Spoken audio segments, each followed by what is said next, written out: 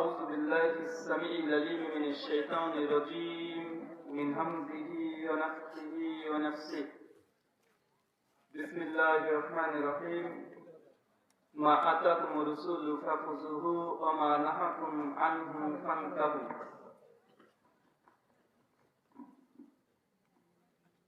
সমস্ত প্রশংসা সেই মহান সত্তা আল্লাহ সুবহানাহু ওয়া তাআলার জন্য, যিনি আমাদের সৃষ্টি করেছেন। শুধু সৃষ্টি করেননি, এই পৃথিবীতে সহস্র কোটি মাখলুকাত সৃষ্টি করার পরেও যিনি আমাদের এই মানব জাতিকে সর্বশ্রেষ্ঠ জাতি, সর্বশ্রেষ্ঠ মাখলুকাত এবং সর্বশ্রেষ্ঠ নবী মুহাম্মদ সাল্লাল্লাহু আলাইহি ওয়াসাল্লামের উম্মত হিসেবে প্রেরণ করেছেন, সেই মহান সত্তা আল্লাহ সুবহানাহু ওয়া তাআলার সংক্ষিপ্ত শুকরিয়া সুজুদ আদায় করি। তার নিজের শেখানো ভাষা দিয়ে সকলে এক বাক্যে করি আলহামদুলিল্লাহ। তারপর বিশ্ব জগতের শিক্ষক মুহাম্মদ আরবি সাল্লাল্লাহু আলাইহি ওয়াসাল্লামের প্রতি সহস্র কোটি দুরূদ এবং সালাম বর্ষিত হোক। সকলে করি আল্লাহুম্মা আমিন। ভবানীপুর দক্ষিণ পাড়া জামে মসজিদের উদ্যোগে 10তম বার্ষিকী ওয়াজ মাহফিল আজ 25শে নভেম্বর 2021 বৃহস্পতিবার বাদ আসর হইতে দীর্ঘদিন চেষ্টা প্রচেষ্টার মাধ্যমে এই আলোচনাটিকে সফল করার জন্য যারা সার্বিক দিক থেকে সাহায্য এবং সহযোগিতা করেছেন, প্রত্যেকের নাম নেওয়া সম্ভব নয় এই মুহূর্তে। তারপরেও যারা আজকের আলোচনা সভাটিকে সফল করার জন্য অর্থ, শ্রম, মেধা, দোয়া এবং পরামর্শ দিয়ে এবং বিভিন্ন এলাকা থেকে মানুষ এসে এখানে উপস্থিত হয়েছেন, প্রত্যেকে শুকরিয়া জ্ঞাপন করি। সকলে করি আলহামদুলিল্লাহ। মহান সত্তা আল্লাহ সুবহানাহু ওয়া তাআলার কাছে দোয়া, এই প্রার্থনা, আল্লাহ সুবহানাহু ওয়া তাআলা আমরা মানুষ, আমরা কম বেশি ছোট বড় ভুল ত্রুটি গুনাহ আমরা করে থাকি। আজকের এই আলোচনা সভার উসিলায় আমাদের পেছনের ছোট ছোট গুনাহগুলোকে তুমি ক্ষমা করে দাও। সকলে করি আল্লাহুম্মা আমিন। মহান সত্তা আল্লাহ সুবহানাহু ওয়া তাআলার কাছে দোয়া, এই প্রার্থনা, আল্লাহ সুবহানাহু ওয়া তাআলা আমরা মুসলিম গোটা বিশ্ব জগতে নির্যাতিত, নিষ্পেষিত, লাঞ্ছিত, বঞ্চিত, পদদলিত আল্লাহ সুবহানাহু ওয়া তাআলা আজকের এই আলোচনা সভার উসিলায় মুসলিম উম্মাহকে তুমি জ্ঞানী শক্তি দিয়ে সাহায্য এবং সহযোগিতা করো। সকলে করি আল্লাহুম্মা আমিন। যাই হোক, বা রাসূল থেকেই বিভিন্ন আলোচক আপনাদের কাছে এসেছেন, পবিত্র কোরআন এবং সেই সুন্নাহর আলোকে আলোচনা পেশ করেছে। বিভিন্ন অতিথি মহোদয় তারাও আপনাদেরকে বিভিন্ন রকমের কথা পরামর্শ দিয়েছেন। অবশেষে আপনাদের কাছে উপস্থিত হয়েছি এবং আজকের আয়োজক কর্তৃপক্ষ আমাকে কিছু বিষয় আলোচনা করার জন্য তারা অনুরোধ জানিয়েছেন। আলোচনার বিষয়ে দেওয়া হয়েছে তুলনামূলক ধর্মতত্ত্বের উপরে। তুলনামূলক ধর্মতত্ত্ব মানে বোঝেন? এবং বলা হয়েছে যেখানে আমাদের অনেক হানাফি ভাইরা এসেছে, অনেক আহলে হাদিস ভাইরা এসেছে, এমনকি অনেক নন মুসলিম হিন্দু ভাইরাও এসেছে। আলহামদুলিল্লাহ। মূলত এই ধরনের পরিবেশ বাংলাদেশে আমরা খুব কম সংখ্যক জায়গাতেই পাই। তবে আলহামদুলিল্লাহ আমাদের ইন্ডিয়া গোটা বিশ্ব জগতের মধ্যে অনেক একটা বড় দেশ। আপনার বাংলাদেশি মূলত মানুষের দিক থেকে যদি গণনা করা যায় সর্বোচ্চ 17 কোটি, তাই তো? 17 থেকে 18 কোটি, আলহামদুলিল্লাহ। আর আমাদের ইন্ডিয়া, তো আমি মানে আপনারা বিশেষ করে বাংলাদেশে মাত্র 17 কোটি, আর আমরা যে দেশে বসবাস করি সেখানে আছে প্রায় 140 কোটি। সেখানে শুধু ভাষাতে মানুষ কথাই বলে, আর অজস্র ধর্ম আছে। টাইমস অফ ইন্ডিয়া 2015 সালের 13 অক্টোবর পৃষ্ঠা নম্বর 19 গোটা বিশ্ব জগতের সবচেয়ে একটা বড় পত্রিকা, গোটা বিশ্ব জগতের গ্রহণযোগ্যতা আছে। 2015 সালের 13 অক্টোবর পৃষ্ঠা নম্বর 19 একটা আর্টিকেল ছাপিয়েছে। তারা বলছে যে গোটা বিশ্ব জগতের প্রায় 4,500 ধর্ম আছে। কতগুলো ধর্ম কথা বলেন? আপনার নিজের আপসে যারা কথা বলছেন, কথা বলবেন না। গুটিটার কথা বলবো, যে বিষয়টাকে নির্ধারণ করেছে সেটাকে সামনে রেখে আলোচনা হবে। গোটা বিশ্ব জগতে কমপক্ষে 4,500 ধর্ম আছে। বলুন তো আমরা কটা ধর্মের নাম জানি? আমরা গুটিকায় ধর্মের নাম জানি, হিন্দু, মুসলিম, বৌদ্ধ, জৈন, ইহুদি, খ্রিস্টান, এই 8-10-15টা আমরা ধর্ম সম্পর্কে জানি, শুধুমাত্র নাম। কিন্তু কোন ধর্মে কি লেখা আছে এটা আমরা জানি? কথা বলেন। আমরা সর্বোচ্চ বাহ্যিক দৃষ্টিকোণ থেকে আমরা বুঝতে পারি যে জিসাস ক্রাইস্ট তথা নবী ঈসা আলাইহিস সালামের উপাসনা করে খ্রিস্টানরা, এরা খ্রিস্টান। বাহ্যিক দিক থেকে দেখি যে দুর্গা লক্ষ্মী কালী সরস্বতী ভগবতী এদের উপাসনা আরাধনা করে, এদেরকে বলে হিন্দু। যারা মসজিদে গিয়ে সালাত আদায় করে এদেরকে বলে মুসলিম। মানে বাইরে থেকে আমরা শুধুমাত্র মানুষকে দেখে বুঝতে পারি কোনটা কোন ধর্মে, তাই কিনা কথা বলেন। কিন্তু মূলত মনে রাখবেন আল্লাহ সুবহানাহু ওয়া তাআলা পৃথিবীতে এত ধর্ম পাঠাননি। কি বলেছি কথা বলেন। আল্লাহ সুবহানাহু ওয়া তাআলা তিনি দুনিয়াতে ৪৫০০ ধর্ম তিনি পাঠাননি। তিনি পাঠিয়েছেন মূলত একটাই ধর্ম। কয়টা ধর্ম? একটাই ধর্ম। মানুষ নিজেদের মধ্যে মতনৈক্য মতভেদ অনৈক্য করে বিভক্তি করে নিজেরাই ধর্মকে তৈরি করেছে। মহান সত্তার প্রদত্ত ধর্ম একটাই। আল্লাহ সুবহানাহু ওয়া তাআলা বলেছেন পবিত্র কোরআন সূরা আলে ইমরান সূরা ৩ আয়াত নম্বর ১৯, ইন্না দীনা ইনদাল্লাহিল ইসলাম। আল্লাহর কাছে গ্রহণযোগ্য ধর্ম একমাত্র ধর্ম সেটা ইসলাম। ইসলাম এসেছে আদি শব্দ সালাম থেকে, যার অর্থ শান্তি। মানে আপনাকে বুঝতে হবে আল্লাহ সুবহানাহু ওয়া তাআলার কাছে শুধুমাত্র কেবলমাত্র একমাত্র ধর্ম ইসলাম। অনেকে বলে ইসলাম হচ্ছে সর্বশ্রেষ্ঠ ধর্ম, এই কথাটা সঠিক নয়। ইসলাম সর্বশ্রেষ্ঠ ধর্ম নয়, বরং ইসলাম একমাত্রই ধর্ম। সর্বশ্রেষ্ঠ মানে অন্যগুলো ভালো হতে পারে। যেমন ইংরেজিতে ৩টে শব্দ ব্যবহার করা হয়, গুড, বেটার, বেস্ট। আচ্ছা, একটা ভালো, আরেকটু ভালো, সবচেয়ে ভালো। ইসলাম মানে সর্বশ্রেষ্ঠ ধর্ম হলে কোনো কিছু একটা ধর্ম আছে যেটা শ্রেষ্ঠ, আর ইসলাম সর্বশ্রেষ্ঠ। আল্লাহ সুবহানাহু ওয়া তাআলা পবিত্র কোরআনে বলে দিয়েছে ইসলাম একমাত্র ধর্ম, সর্বশ্রেষ্ঠ নয়, একমাত্র ধর্ম। কথা বুঝতে পারছেন? আর আল্লাহ সুবহানাহু ওয়া তাআলা শুনি নাই কথা বলেন। আমরা শুনেছি নবী আদম আলাইহিস সালাম তিনি কি হিন্দু ছিলেন? কথা বলেন। তিনি কি খ্রিস্টান ছিলেন? তিনি ইহুদি ছিলেন? তিনি কি নাস্তিক ছিলেন? জি না, তিনি কি ছিলেন? তিনি মুসলিম ছিলেন। আল্লাহ সুবহানাহু ওয়া তাআলা পবিত্র কোরআন সূরা বাকারা ২ আয়াত নম্বর ২৮ থেকে ৩৯ ডিটেইল আলোচনা করে বলেছেন যে নবী আদম আলাইহিস সালাম তিনি একজন প্রকৃতপক্ষে আল্লাহ সুবহানাহু ওয়া তাআলার কাছে আত্মসমর্পণকারী যে মুসলিম ছিলেন। পৃথিবীর প্রথম মানুষ তিনি যদি মুসলিম হয়, তার যারা সন্তান তারা কি অন্য কোনো ধর্মের অনুসারী হতে পারে? জি না। মূলত মানুষ মতনৈক্য মতভেদ করে তারা নিজেরাই ধর্মকে তৈরি করেছে। আমি যদিও আপনাদের একটু রেফারেন্স কিছু কোটেশন কোট করবো যে ধর্ম মানুষ কিভাবে তৈরি করলো। আসেন একটা উদাহরণ দিয়ে বুঝতে পারবেন। জিউস তথা ইহুদি ধর্ম কিভাবে তৈরি হয়েছে জানেন? কথা বলেন। আমার আলোচনাতে সুবহানাল্লাহ, আল্লাহু আকবার, নারে তাকবীর কিছুই পাবেন না। আর অনেকে মনে করতে পারেন ভারত থেকে বক্তা এসেছে, না জানি কি সুর দিয়ে না ওয়াজ করবে। জি না, এমন কাজের আশা করেছেন একদম বৃথা, একটাও সুর দেবো না। আমার এই যে কথাগুলো দেখছেন না, এই কথাগুলো আমার দেখছেন আমার আলোচনা। কথা বুঝতে পারছেন? এই কথাগুলোই এখান থেকে কিছু শিখতে হবে। ইসলাম যে একমাত্র ধর্ম যেটা আমরা মুখে দাবি করছি এমনটি নয়, বরং যথেষ্ট প্রমাণ আছে। আসুন আমরা বোঝার চেষ্টা করি যে ইহুদি এই ধর্মটা কিভাবে সৃষ্টি হলো। ইহুদিদের মূল ধর্মীয় বিশ্বাস, তাদের ধর্মগ্রন্থের নাম হচ্ছে তানাখ। কি বললাম? যেটা আমরা আরবিতে বলি তাওরাত। তাওরাতকে তারা হিব্রু ইব্রানি ভাষায় বলে তানাখ। তানাখে দুটো ভার্সন আছে, একটা ওরাল তাওরা, একটা রিটেন তাওরা।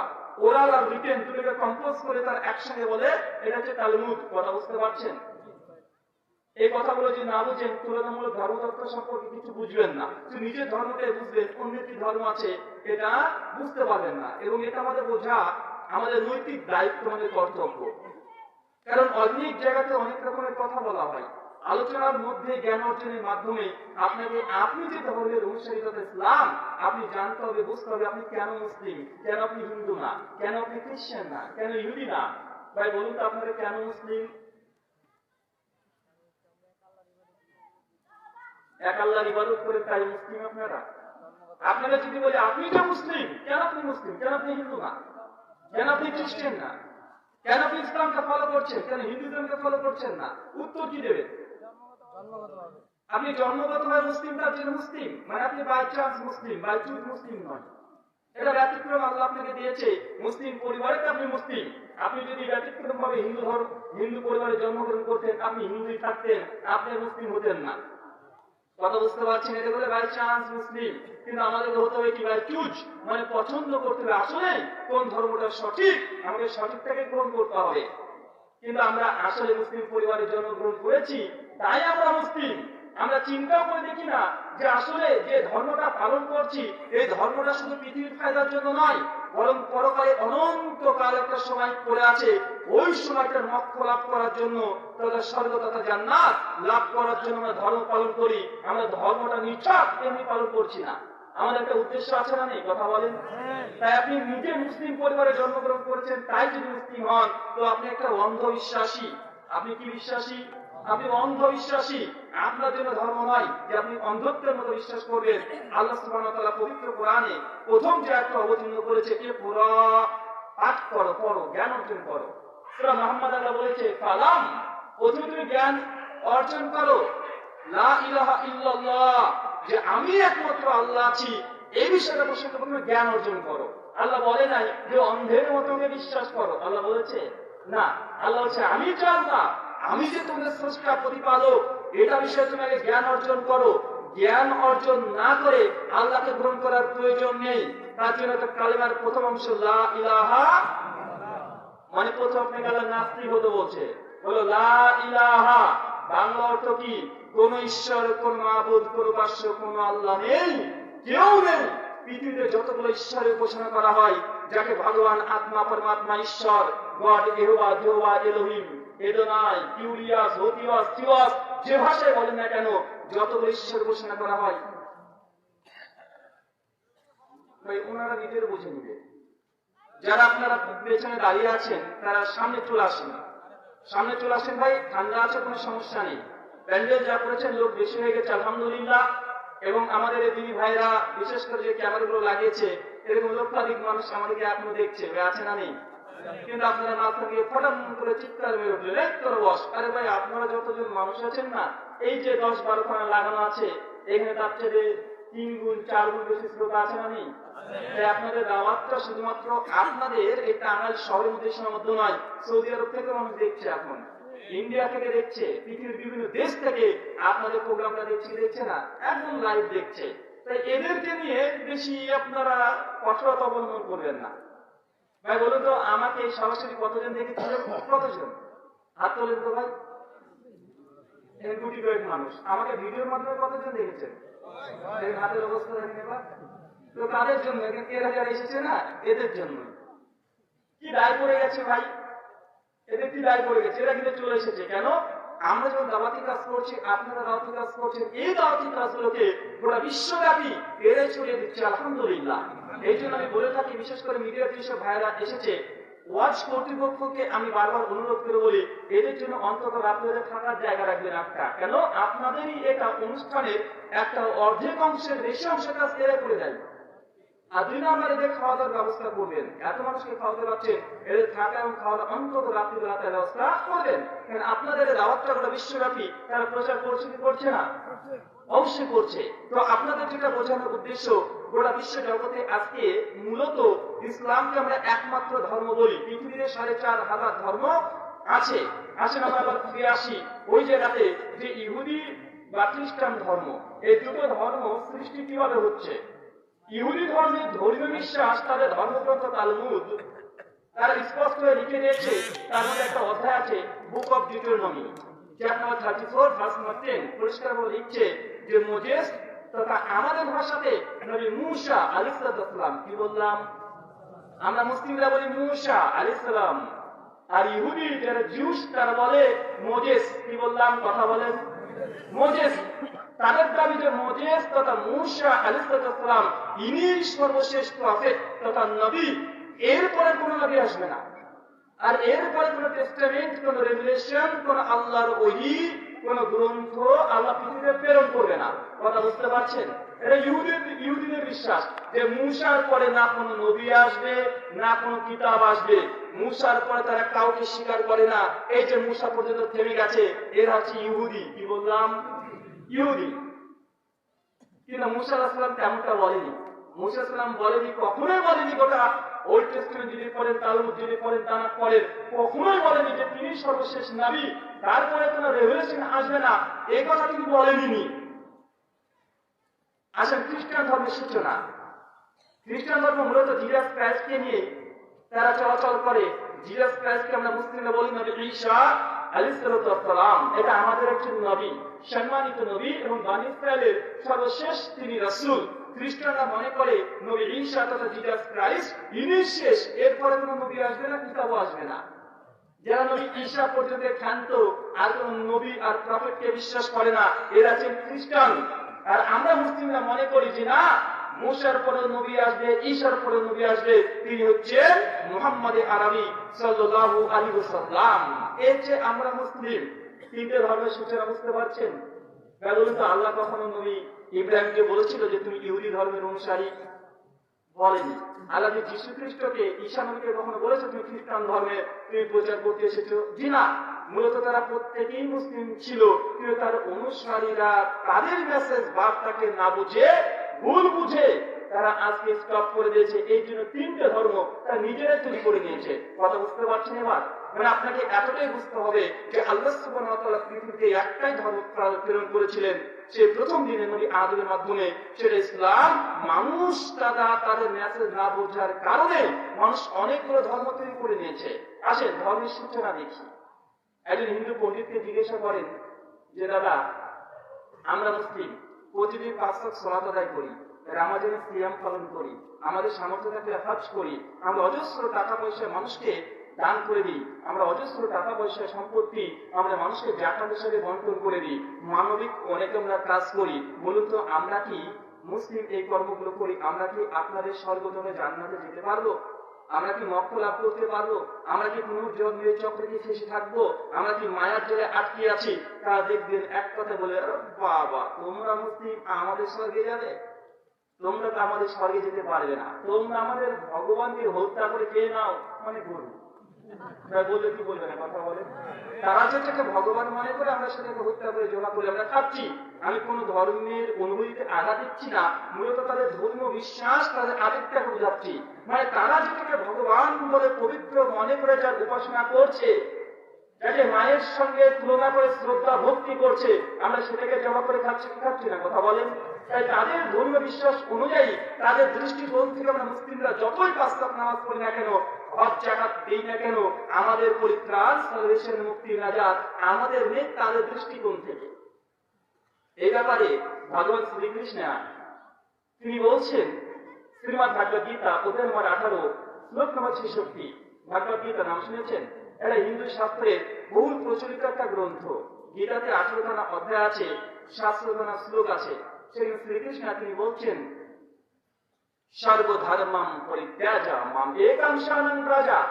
সর্বধর্মাম, সমস্ত ধর্ম পরিত্যাগ করে দাও, মাম একম, শুধুমাত্র আমি শ্রীকৃষ্ণকে শরণং ব্রজ, আমারই আরাধনা করো, আমারই গুণকীর্তন করো। যদি তুমি করো তবে তুমি মোক্ষ লাভ পাবে। কথা বুঝতে পারছেন? মানে শ্রীকৃষ্ণের কথা অনুযায়ী, দাবি অনুযায়ী শ্রীকৃষ্ণের উপাসনা, আরাধনা, গুণকীর্তন যদি আমরা না করি, আমরা স্বর্গে যেতে কখনোই পারবো না। সর্বধর্ম পরিত্যাজ্য, পৃথিবীর সব ধর্ম ত্যাগ করে দাও, শ্রীকৃষ্ণের বাণী এটা।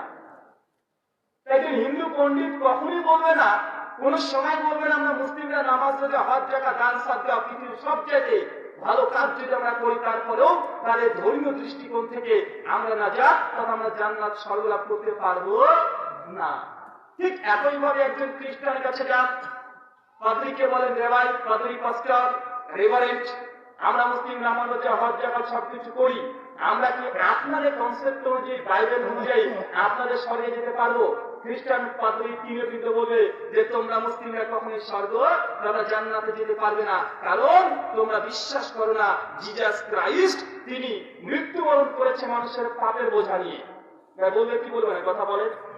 বাইবেলের মধ্যে লেখা আছে, নিউ টেস্টামেন্ট বাইবেল 1 করিন্থিয়ান্স 15 অধ্যায় 44 নম্বর ভার্স, সে পরিষ্কার ভাবে লিখছে, একজন মানুষ যতই ভালো কাজ করুক না কেন, যতই মানবতার সেবা করুক না কেন, যতক্ষণ না পর্যন্ত জিসাস ক্রাইস্টকে বিশ্বাস করছে যে তিনি মানুষের পাপের বোঝা নিয়ে মৃত্যুবরণ করেছে, ততক্ষণ কোন মানুষের সালভেশন তথা নাজাত পরিত্রাণ নেই। আমরা কি নবী ঈসা আলাইহিস মৃত্যুবরণ করেছে এটা বিশ্বাস করতে পারবো মুসলিমরা? পারবো না। কেন? আল্লাহ সুবহানাহু ওয়া তাআলা পবিত্র কোরআন সূরা নিসা সূরা নম্বর 4 আয়াত নম্বর 157 আল্লাহ বলছে, ওয়া কাউলিহিম, তারা বলল, মানে ইহুদি ও খ্রিস্টানরা বলল, ইন্না কাতাল্লা মাসিহা ঈসা ইবনে মারইয়াম রাসূলুল্লাহ, নিশ্চয় আমরা আল্লাহর রাসূল ঈসা ইবনে মারইয়াম, মারিমের পুত্র ঈসাকে আমরা হত্যা করেছি। আল্লাহ বলছে, ওমা কাতালুহু ওমা সালাবুহু, নিঃসন্দেহে তারা ঈসা নবীকে হত্যাও করে নাই, তাকে স্লিপ তারা পুষে চলাও নাই। মানে আল্লাহ বলছে নবী ঈসার মৃত্যুবরণ হয় নাই, বরং আল্লাহ থেকে আসমানে তুলে নিয়েছে। আমাদের দাবি ঈসা আলাইহিস মৃত্যু হয় নাই, কিন্তু খ্রিস্টান ধর্মের ভিত্তি কি যে ঈসা নবী মৃত্যুবরণ করেছে মানুষের পাপের বোঝা নিয়ে। তাই আপনাকে বোঝানোর চেষ্টা করলাম ধর্মের মধ্যে সবিরোধিতা আছে না নেই, কথা বলেন। আমরা যেটা বিশ্বাস করে স্বর্গে যাওয়ার চিন্তা করছি, হিন্দু দাদারা বলছে এটাই নরকের পথ। আমরা মুসলিমরা যেটাকে মনে করছি এটা নরকের পথ, হিন্দু এবং খ্রিস্টান দাদারা মনে করছে এটাই স্বর্গের পথ। একটা উদাহরণ, কোন হিন্দু যদি এসে আমাদেরকে জিজ্ঞাসা করে, হুজুর আমরা দেবী দুর্গা পুজো করি, কালী পূজা করি, লক্ষ্মী পূজা করি, সরস্বতী পূজা করি, জগদ্ধাত্রী পুজো করি, মনসা পুজো করি, ভগবান শ্রীকৃষ্ণের মন্ত্র আমরা জপ তপ করি, আমরা কৃষ্ণ ভক্ত, আমরা বিষ্ণু ভক্ত, আমরা শিব ভক্ত, আমরা গণেশ ভক্ত, আমরা কার্তিক ভক্ত, এইভাবে সমস্ত দেব দেবতাদের উপাসনা করছি, আমরা কি আপনাদের মুসলিমদের জান্নাতে যেতে পারবো? বা আমরা মুসলিমদের কি জবাব দেবো বলেন তো ভাই? আমরা পরিষ্কার ভাবে যে আপনারা জাহান্নামে যাবেন, এবং চিরস্থায়ী জাহান্নামে যাবেন। বলবো কি বলবো না, কথা বলে। তার মানে বুঝতে হবে প্রত্যেকটা ধর্মের অনুসারীরা তাদের মৌলিক একটা দাবি আছে, তাদের ধর্ম ঠিক, বাকি সব ভুল। আছে না নেই? এটা হচ্ছে বাস্তব টিকা কথা। কি বললাম? বাস্তব টিকা মানে মনে হবে এটা টিকা, কিন্তু এটা বাস্তব সত্য কথা। হিন্দুরা মনে করে তারাই শুধুমাত্র স্বর্গে যাবে, মোক্ষ লাভ করতে পারবে, পৃথিবীর অন্য কোনো ধর্ম সে যেতে পারবে না। সবাই দাবি করছে আমাদের ধর্মটাই সঠিক, এটা মৌলিক দাবি। এখন আসলে কি কোন ধর্মটা সঠিক, কারা স্বর্গে যাবে, কারা মোক্ষ লাভ করবে, আমাদের এটা জাজমেন্ট যদি আমাদের সভাপতির হাতে দিয়ে দেন, তো এই মুসলিমদের দিকে রায় দিবে যে আমরা মুসলিমরা জান্নাতে যাবো। একজন হিন্দু বিশেষজ্ঞের হাতে আপনি যদি রায়টা দিতে দেন, উনি বলবেন আমরা হিন্দুরাই জান্নাতে যাবো, স্বর্গে যাবো, বলবে কি বলবে না? তাই পৃথিবীর কোন মানুষকে দিয়ে সিদ্ধান্ত যদি নিতে চান, আপনি কোশ্চেন কালের সিদ্ধান্তে আসতে পারবেন না। মতনৈক্য মতভেদ হবে, এটাই ঠিক। কথা বুঝতে পারছেন? তাই যেহেতু ধর্ম এবং ধর্মকেন্দ্রিক, বিশ্বাস কেন্দ্রিক, মানুষের হাতে এই জাজমেন্ট, এই বিচার তুলে দেওয়া উচিত নয়, বরং যিনি ধর্মকে সৃষ্টি করেছেন আমরা তার দিকে নির্ভর করে দিই। কথা বুঝতে পারছেন? মানে আমাদেরকে চলে যেতে হবে কোথায়? একদম মহান সত্তা আল্লাহ সুবহানাহু ওয়া তাআলার কাছে, যে আল্লাহ সুবহানাহু ওয়া তাআলা এই ব্যাপারে কি বলছেন। হিন্দু পণ্ডিতকে আমরা বলবো আপনাদের ধর্মশাস্ত্র কি বলছে, এটার দিকে ফিরে আসেন। খ্রিস্টানকে বলবো আপনাদের বাইবেলের দিকে ফিরে আসেন। একমত? কথা বলেন। তাই মানুষ খুব স্বার্থপর, নিজের দলের মানুষকে ভারী করতে বেশি পছন্দ করে, কারণ মানুষের হাতে বিচার তুলে দিতে পারি না। আমরা কোথায় যাব? মূল ধর্মগ্রন্থে যাব, ধর্মগ্রন্থের আলোকে ধর্মকে বিচার করব।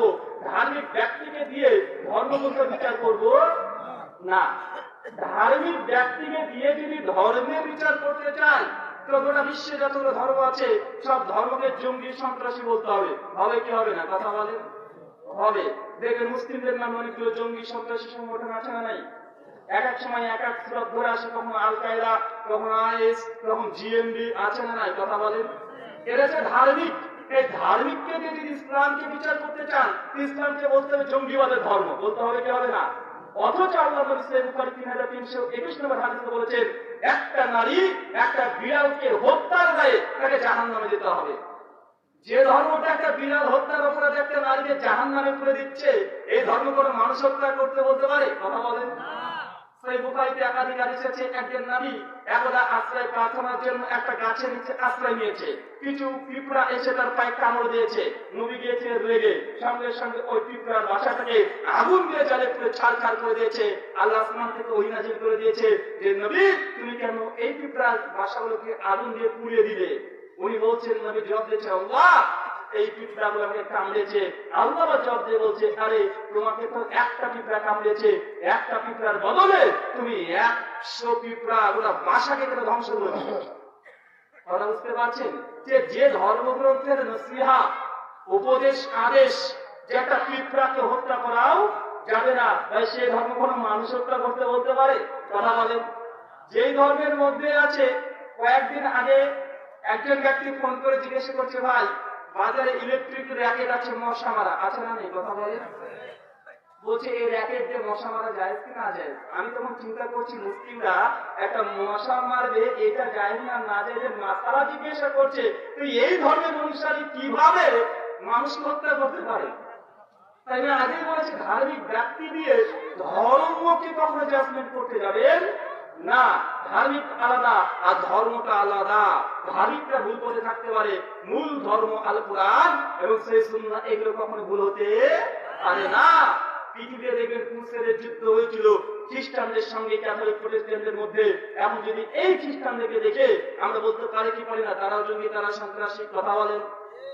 আপনাদের বাংলাদেশের পাশে আছে ভারত, ভারতের মধ্যে একটা রাজ্য আছে যার নাম আসাম। আসামে একটা সন্ত্রাসী সংগঠন আছে, নাম হচ্ছে ULFA. ULFA, United liberation front of Assam. এখানে সাল 1990 থেকে 2006 পর্যন্ত এরা কমপক্ষে 792 থানা আক্রমণ করেছে। এদের ধর্ম কি জানেনি? হিন্দু। তার মানে কি উলফাকে দেখে আপনি হিন্দুদেরকে বলবেন যে তারা সন্ত্রাসী, তারা জঙ্গি, কথা বলেন? তাই পৃথিবীর সমস্ত ধার্মিক ব্যক্তিকে দিয়ে যে ধর্মকে বিচার করতে চান, ভুল করবেন। তাই আমরা প্রথমে বলছি ধার্মিক ব্যক্তিকে দিয়ে নয়, আমরা গ্রন্থ দিয়ে ধর্মকে বিচার করব। কি দিয়ে ভাই?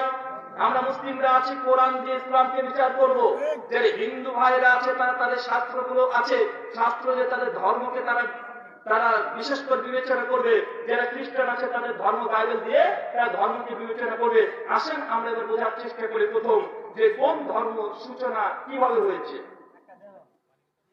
এখন যদি কোন খ্রিস্টান দ্বারা এসে বলে যে আমরা খ্রিস্টান ধর্মটাই সঠিক, আমাদের খ্রিস্টান ধর্মটাকে যদি গ্রহণ না করে সে কখনো স্বর্গ তবে জান্নাত যেতে পারবে না, এই যদি দাবি করে, এই দাবিটার আমরা কিছুটা বিশ্লেষণ করে দেখব। তাকে জিজ্ঞাসা করেন সে পাদ্রীকে, পাদ্রীজি, ফাদার, পোপ, রেবাই, আপনি বলছেন খ্রিস্টান ধর্মটাই সঠিক, খ্রিস্টান না হলে কেউ স্বর্গে যেতে পারবে না। তো খ্রিস্টান ধর্ম কবে থেকে সূচনা হয়েছে? কবে থেকে বলেন, কথা বলেন? কত বছর আগে? মাত্র 2021 বছর আগে। এই যে আমরা লিখছি না এখানে, আজকে 25শে নভেম্বর 2021। এই 2021 কেন লিখছেন জানেন? কেননা জিজাস ক্রাইস্ট যেই দিন থেকে জন্মগ্রহণ করেছে তখন থেকে খ্রিস্টাব্দ শুরু। কথা বুঝতে পারছেন? তো তার মানে বোঝা যাচ্ছে জিজাস ক্রাইস্ট যার নাম অনুসারে খ্রিস্টান ধর্মটা সৃষ্টি হয়েছে তার বয়স হচ্ছে 2021 বছর আগে। খ্রিস্টানদের দাবি তাদের ধর্মটাই সঠিক, খ্রিস্টান না হলে কেউ স্বর্গে যেতে পারবে না। আমাদের খ্রিস্টান বন্ধুদের কাছে প্রশ্ন, যীশু খ্রিস্টের আগে পৃথিবীতে মানুষ ছিল কি ছিল না? কথা বলেন। তাহলে তারা তো খ্রিস্টান ধর্ম পায় নাই, তারা তো জিজাস ক্রাইস্ট পায় নাই, তাই তারা স্বর্গে যাবে না নরকে যাবে এই সিদ্ধান্ত কে দেবে? কথা বুঝতে পারছেন? খ্রিস্টানরা যদি বলে যে আমাদের ধর্মটাই সঠিক, আমাদের ধর্ম গ্রহণ না করলে কেউ স্বর্গে যেতে পারবে না, তাহলে হচ্ছে একটা প্রশ্ন, যীশু খ্রিস্ট এসেছে মাত্র 2021 বছর আগে, তার আগেও লক্ষ লক্ষ বছর চলে গেছে, কোটি কোটি মানুষ চলে গেছে, এই তো যীশু খ্রিস্টকেও পায় নাই, তার মেসেজও পায় নাই, তো তারা জান্নাতে না জাহান্নামে যাবে? ভাই প্রশ্ন আসে কি আসে না? কথা বলে। এমনকি যীশু খ্রিস্টের মা, যীশু খ্রিস্টের মায়ের বাবা ইমরান, তিনিও জিজাস ক্রাইস্টকে পায় নাই, তো ইমরান কোথায় যাবে? জান্নাত না জাহান্নাম? প্রশ্ন আসে কি আসে না? কথা বলেন। অবশ্যই আসে। তার মানে বোঝা গেল এই খ্রিস্টান ধর্মটা আজ থেকে 2000 বছর আগে এসেছে। 2000 বছরের আগের মানুষদের নাজাত তথা সালভেশনের ব্যাপারে কোনো বিষয় নেই। ভাই এই ধর্মটা কখনো গোটা বিশ্ববাসীর জন্য এটা পরিত্রাণের পথ হতে পারে? জি না। এটা নির্দিষ্ট একটা সময়ের জন্য হতে পারে, যেটা 2000 বছরের পরে মানুষকে নাজাত দেবে, 2000 বছর পূর্বের মানুষকে নাজাত দেবে না। আসেন এবার আমরা দেখার চেষ্টা করি একইভাবে হিন্দুইজম। অনেক হিন্দু দাদারা বলে যে আমাদের হিন্দু ধর্ম আসলে এটা হিন্দু ধর্ম নয়, এটা সনাতন ধর্ম। কি ধর্ম? সনাতন ধর্ম। সনাতন মানে প্রাচীন, শাশ্বত, পুরাতন, অনেকগুলো অর্থ হয়। এমন হিন্দু দাদাকে বলে যে আপনি বললেন যে আপনার ধর্মের নাম হচ্ছে সনাতন ধর্ম, মানে প্রাচীন ধর্ম, পুরাতন ধর্ম, শাশ্বত ধর্ম। একটা কথা মনে রাখবেন, কোন ধর্ম প্রাচীন তার অর্থ এই নাই এই ধর্মটাই সর্বপ্রথম। প্রাচীন আর সর্বপ্রথমের মধ্যে পার্থক্য আছে না নেই? পুরাতন ধর্ম আর সবচেয়ে প্রথম ধর্ম পার্থক্য আছে না নেই? আমি বললাম যে এই ঢাকাতে একটা হোটেল আছে, নাম হচ্ছে, একটার নাম হচ্ছে হাজি বিরিয়ানি, একটা দোকান আছে, ঠিক তার অপোজিটে আরেকটা দোকান করেছে নিউ হাজি বিরিয়ানি। আছে না নেই? কথা বলে। এখন আমি দ্বিতীয়টাতে যে নিউ লিখলাম, কেন লিখলাম? কারণ তার আগে থেকে একটা দোকান ছিল যার নাম হাজি বিরিয়ানি, তার জন্য নিউ দিতে হয়েছে। কথা বুঝতে পারছেন আমার? এই যুক্তিটা বুঝেন তাহলে বুঝতে পারবে ধর্মের উৎসটা। হিন্দু বা সনাতন মানে প্রাচীন। প্রাচীন অর্থ এই নয় যে এই ধর্মটা সর্বপ্রথম। প্রাচীন হতে পারে, এটা প্রথম ধর্ম নয়। আরেক ধাপ আগে যাই, ধরুন হিন্দু ধর্ম প্রাচীন ধর্ম, মানে নিঃসন্দেহের সূচনা আছে। তো যে দিনে হিন্দু ধর্মটা পৃথিবীতে আসে সেই সময় ধর্মটার নাম কি ছিল? সেই সময় কি প্রাচীন ধর্ম ছিল? প্রশ্ন আসে কি আসে না? কোন এক সময় নতুন ছিল, প্রাচীন সেটাই হয় যার কোন এক সময় নতুন ছিল। তো নতুন না থাকলে প্রাচীন হবে কিভাবে? তার মানে বোঝা যাচ্ছে এই ধর্মটাকে বিশ্লেষণ করলেও এটা খুব বেশি পুরাতন নয়। 3 নম্বর পয়েন্ট, যে হিন্দু ইসলাম তথা হিন্দু ধর্ম সনাতন ধর্ম, এটা বয়স খুব বেশি নয়। ওরা বলে যে 1,96,00,000 বছর আগে হিন্দু ইসলাম এসেছে, কিন্তু এই কথাগুলো আসে মানুষের মুখের কথা, এটা কোনো প্রামাণিক কোনো প্রমাণ নেই। যদি বলা হয় কোন ধর্ম বা কোন তথ্যে প্রমাণের জন্য তার পাণ্ডুলিপির প্রয়োজন আছে, যেমন আল কোরআন, এটা আমাদের গ্রন্থ, আছে না নাই? কথা বলেন। আমরা বলি আল কোরআন এসেছে আজ থেকে 1442 বছর আগে। আমরা দিনক্ষণ তারিখ বলে দিতে পারবো কি পারবো না? বলে দিতে পারবো। কেন? এগুলোর সোর্স আছে, এগুলো আমরা আপনাকে অথেন্টিক ডাটা দিতে পারবো, রেফারেন্স দিতে পারবো, ঐতিহাসিক প্রমাণ দিতে পারবো যে মুহাম্মদ সাল্লাল্লাহু আলাইহি ওয়াসাল্লাম নামে একজন ব্যক্তি পৃথিবীতে এসেছিল। শুধু মুসলিম সোর্স না, নন মুসলিম সোর্স দিতে পারবো কি পারবো না? আমরা অমুসলিম সোর্স দিয়ে প্রমাণ দিতে পারবো যে মুহাম্মদ সাল্লাল্লাহু আলাইহি ওয়াসাল্লাম তিনি এসেছিলেন, তিনি এই কোরআনটা তিনি দিয়ে গেছেন, এবং এই কোরআনের পাণ্ডুলিপি আছে না, এই কোডেক্স ম্যানুস্ক্রিপ্ট আছে। এখনো বিভিন্ন লাইব্রেরিতে বার্মিংহাম ঘরে আছে, সৌদি আরবে আছে, ইরাকে আছে, ইরান আছে, বিভিন্ন দেশে পবিত্র কোরআনের পাণ্ডুলিপি এখনো মজুদ আছে। কারণ এই কোরআনটা ওই কোরআন পাণ্ডুলিপি যেটা ওসমান বিন আফফান রাদিয়াল্লাহু আনহু সহজে রচনা করেছিলেন, সেই পাণ্ডুলিপির সঙ্গে মিলে রাখেন, একটা আকারিকারও পরিবর্তন নেই। তেমন আমরা প্রামাণিকতার প্রমাণ পেয়ে যাই। হিন্দু তাদেরকে প্রশ্ন করে যে আপনাদের গীতাটা কত বছর আগে এসেছে? ওটা বলবে 5200 বছর আগে। কত বছর আগে? 5200 বছর আগে। তাদেরকে বলে আপনাদের গীতার ম্যানুস্ক্রিপ্ট দেন, পাণ্ডুলিপি দেন। কোথায় আছে পাণ্ডুলিপি? কারণ কোন তথ্যকে প্রমাণ করার জন্য দুটো জিনিস লাগে। এক, তাহলে পাণ্ডুলিপি লাগবে যদি গ্রন্থ আকারে হয়। দুই, প্রত্নতত্ত্ব ভিত্তিক বিভিন্ন রকমের তথ্য প্রমাণ দিয়ে আপনাকে প্রমাণ করতে হবে যে গ্রন্থটা আজ থেকে 5200 বছর পুরাতন। কেন? গীতার কোন পাণ্ডুলিপি পৃথিবীতে আজ পর্যন্ত মজুদ নেই। শুধু দাবি করা হচ্ছে গীতা 5200 বছর আগে এসেছে। আমি যেহেতু ইতিহাসের ছাত্র, আসলে আমি ইতিহাস নিয়ে অনার্স করেছি, আর ইতিহাসটা ইসলাম ইতিহাস না, আমার ইতিহাস মানে ইন্ডিয়ান কালচার, ইন্ডিয়ান হিস্ট্রি নিয়ে আমি অনার্স করেছি। তো মনে রাখবেন, কোন জিনিসের প্রাচীনত্ব যদি প্রমাণ করতে হয়, ভাষা একটা মারাত্মক শক্তি এবং প্রামাণিকতার মানদণ্ড ভাষা। কি বললাম? কথা বলেন। ভাষা দিয়ে একটা জিনিসের সময় বের করা যায়। হিন্দু দাদাদের যাবতীয় ধর্মগ্রন্থ লেখা আছে সংস্কৃত ভাষায়। কি ভাষায়? সংস্কৃত ভাষায়। আর ভাষাবিদরা বলছে সংস্কৃত ভাষা এটা মূলত কোনো একাকিত্ব কোনো ভাষা নয়, এটা প্রাচীন ইন্দো ইউরোপিয়ান একটি ভাষা আছে, তার সেকেন্ড নাম ভাষা আছে সংস্কৃত ভাষা। কথা বুঝতে পারছেন? যে হিন্দি আর বাংলার মধ্যে মিল আছে না ভাই? কথা বলেন। হিন্দি আর বাংলার মধ্যে মিল আছে, হিন্দির সঙ্গে উর্দুরও মিল আছে। এগুলোকে বলা হয় সিস্টার ল্যাঙ্গুয়েজ, মানে একটার সঙ্গে একটা টাচ আছে। অনেক শব্দ হিন্দি আর বাংলা একই ধরনের, আছে না নাই? তোমার নাম কি আছে, তোমার নাম কি, বা অনেকটা মিল আছে না ভাই? আছে, প্রত্যেকটা জায়গায় মিল থাকে। তো সংস্কৃত ভাষা এটা প্রাচীন ইন্দো ইউরোপিয়ান ভাষা, সেখানে একটা ল্যাঙ্গুয়েজ তথা ভাষা। ভাষাবিদরা বলছে সংস্কৃত ভাষা এসেছে আনুমানিক 5000 বছর আগে। কত বছর আগে? 5000 বছর আগে সংস্কৃত ভাষা এসেছে।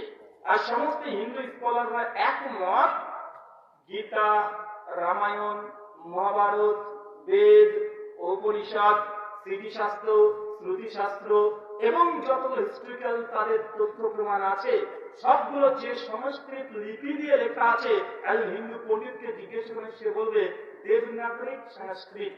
যারা ভাষা জানেন না, কঠিন মনে হতে পারে, শুধু এতটুকু ধরে রাখেন, হিন্দু ধর্ম গ্রন্থটি যে সংস্কৃত ভাষায় লেখা আছে সে লিপিটার নাম হচ্ছে দেবনাগরিক সংস্কৃত। কথা বুঝতে পারছেন? ভাষাবিদরা বলছে এই দেবনাগরিক সংস্কৃত ভাষাটি মাত্র 1000 বছর আগে এসেছে। কত বছর আগে? 1000 বছর আগে এসেছে। আমাদের হিন্দু দাদাদের কাছে প্রশ্ন থাকবে এটা, আপনারা বলছেন গীতার বয়স 5500 বছর আগে, কিন্তু এই ভাষার লিপি তো এসেছে মাত্র 1000 বছর আগে। তো 5000 বছর আগে শ্রীকৃষ্ণ কিভাবে এই ভাষাতে কথা বলে গেলেন? কথা বুঝতে পারছেন? যেমন বাংলা ভাষা কতদিন হলো? 800 বছর। বাংলা ভাষা আবিষ্কার কত বছর হয়েছে ভাই? মাত্র 800-900 বছর আগে। এর আগে বাংলা ভাষা ছিল না পৃথিবীতে। ভাষা বিবর্তন হয়। কথা বুঝতে পারছেন? ভাষার বিবর্তন হয়। তো সংস্কৃত ভাষাটা আবিষ্কার হয়েছে লিপি মাত্র 1000 বছর আগে। কত হাজার বছর আগে? 1000 বছর আগে। আর হিন্দু দাদারা বলছে তাদের গীতা শিখে 5000 বছর আগে। তো ভাষাই তো 1000 বছরের আগে ছিল না, গীতা তাহলে থাকে কিভাবে? এটা ভাষাবিদদের দাবি। ভাষাবিদরা গবেষণা করে তারা এই অভিযোগটা তুলেছে, যেখানে ভাষা ছিল না সেখানে ধর্মগ্রন্থ থাকতে পারে, পশ্চিম কালেও নয়। এটা মনে রাখবেন, আমাদের ভারতবর্ষের ইতিহাস, বিশেষ করে ভারত বাংলাদেশ পাকিস্তান যখন অখণ্ড ছিল, সেই সময়তে ভারতবর্ষের কমপক্ষে 5000 বছরের ইতিহাসে লিপিবদ্ধ আছে। সম্রাট অশোক, যীশু খ্রিস্টের পূর্বের মানুষ, গৌতম বুদ্ধ, বুদ্ধদেব, তাদের যত কিছু পাওয়া গেছে পাণ্ডুলিপিগুলো সবগুলো ছিল পালি ভাষায়। বৌদ্ধের মন্দির পাওয়া গেছে প্রাচীন 2500 বছর আগে। প্রত্নতত্ত্ববিদরা দেখে তারা বলে দিচ্ছে 2500 বছর আগেকার। তাদের যে ধর্মগ্রন্থ, তাদের উপরে ধামপাত, সবগুলোর একটা প্রমাণ পাওয়া যায়। কিন্তু হিন্দু ধর্মগ্রন্থের এগুলোর কোন ঐতিহাসিক প্রমাণ পাওয়া যায় না। আর যতটা পাওয়া যায় তবে 1000 বছর আগে। এর আগে হিন্দু ধর্মের অস্তিত্ব ছিল বলে কোন ঐতিহাসিক প্রমাণ, কোন রেকর্ড নেই। আসেন এবার আমরা বোঝার চেষ্টা করি। ধর্ম প্রাচীনত্ব আমরা নিয়ে আলোচনা করলাম। অনেকে আমাদেরকে অভিযোগ করে, আরে ভাই আমাদের ধর্ম তাও তো 2000-4000 বছর আগে এসেছে, তোমাদের ইসলাম ধর্ম এসেছে 1400 বছর আগে। ভাই বলে কি বলে না, কথা বলেন। বা আসলে কি আমাদের ইসলাম ধর্মটি 1400 বছর আগে এসেছে? এটা ভুল ধারণা, মারাত্মক ভুল ধারণা। ইসলাম 1400 বছর আগে আসে না। ইসলাম এসেছে সৃষ্টির প্রথম দিন থেকে। যেদিন নবী আদম আলাইহিস সালামকে আল্লাহ পৃথিবীতে প্রেরণ করেন, সেই দিন থেকে ইসলাম ধর্মের সূচনা, সেই দিন থেকে সৃষ্টি হয়ে গেছে। ইসলাম ধর্মের বয়স 1400 বছর নয়। ওরা আবার অভিযোগ করে আমাকে বলে, আমি এই যে হিন্দু ঠাকুর পণ্ডিতের কাছে মন্দিরে গেছিলাম দাওয়াত দিতে, আমাদের ইন্ডিয়ার কথা বলছি, গিয়ে ঠাকুরমাসের সঙ্গে বিস্তীর্ণ আলোচনা হচ্ছে। এক পর্যায়ে তিনি বলছেন, রাহুল ভাই সবই তো বুঝলাম, কিন্তু আপনার ধর্মটা এসেছে তো মাত্র 1400 বছর আগে, মাত্র 1400 বছর আগে। আর বললাম কে বলেছে আপনাকে? উনি তখন বলছে, তোমাদের মৌলানারাই তো বলে যে কোরআন এসেছে 1400 বছর আগে, তোমাদের নবী মুহাম্মদ আরবি সাল্লাল্লাহু আলাইহি ওয়াসাল্লাম তিনি এসেছেন 1400 বছর আগে, তো তোমাদের ধর্ম বয়স 1400। আমি তাকে জিজ্ঞাসা করলাম, ঠাকুরমশাই আপনি জানেন আমরা মুসলিমরা কতগুলো নবী এবং রাসূল বিশ্বাস করি? উনি বলেন, জি আমি শুনেছি তোমরা 1,24,000 পীর পয়গম্বর বিশ্বাস করো, মতান্তরে 2,24,000।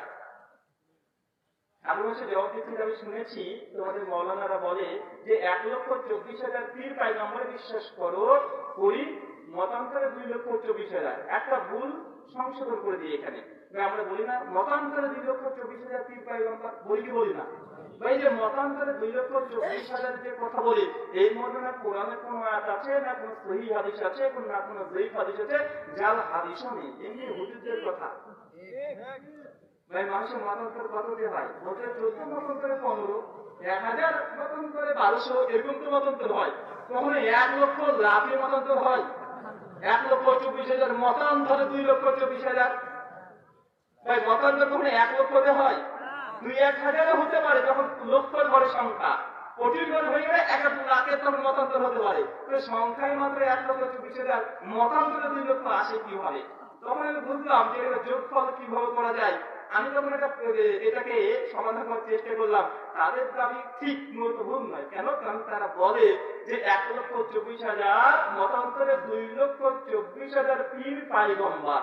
তো পয়গম্বর মানে নবী, পীর মানে তো পীর, তার মানে 1,24,000 নবী আর 1 লক্ষ পীর সাহেব।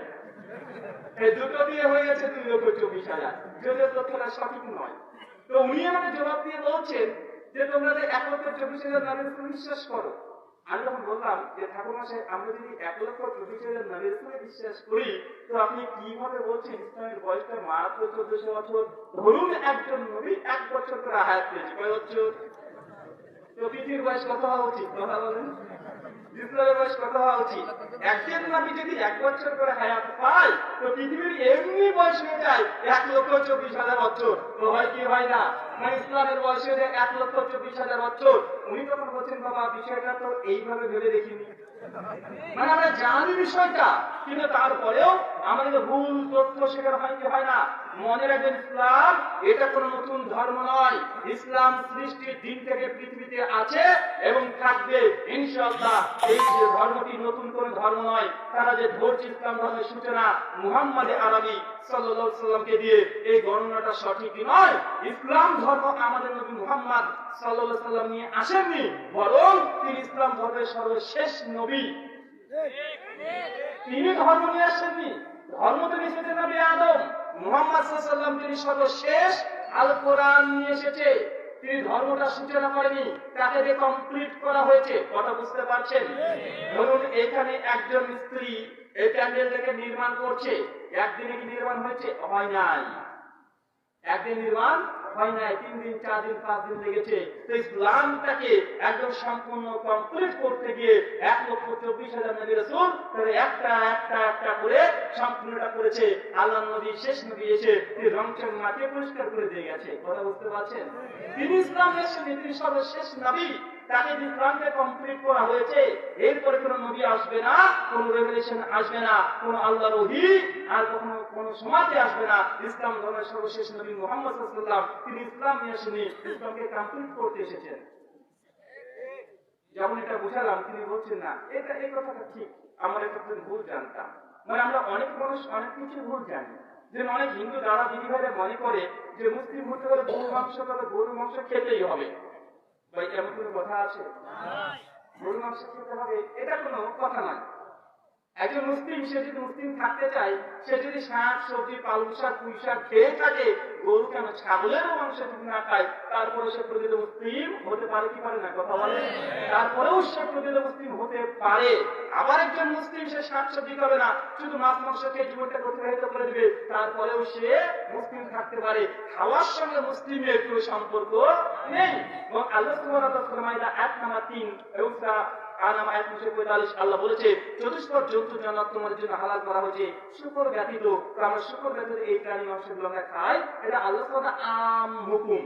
এটা আমরা খাই এই জন্য না যে গরু মাংস খেলে আমরা নেকি পাবো, বা গো মাংস না খেলে, গো না ভক্ষণ করলে আমরা প্রকৃত মুমিন হতে পারবো না, এমন করে আমাদের বিশ্বাস নেই, ধর্মগ্রন্থের কোনো আদেশও নেই। কথা বুঝতে পারছেন?